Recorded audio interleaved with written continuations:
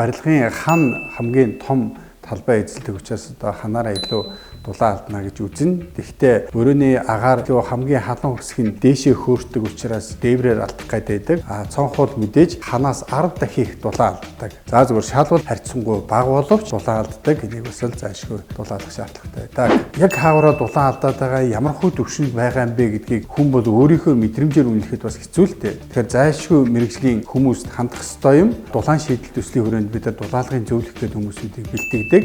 Энэ хүмүүс бол нөгөө барилгын дулаан алдагдлыг үнэлэх наазахын төхөөрөмжтэй байдаг. Мэдээж тэр хүмүүс барилга дээр үнэлгээ хийжсэн, барилга дээр дулаалж исэн ийм туршлагатай байдаг учраас энэ хүмүүс илүүтэй бодит байдалд илүү ойртсон үнэн зөв төгөлд гаргаж өгч чаддаг.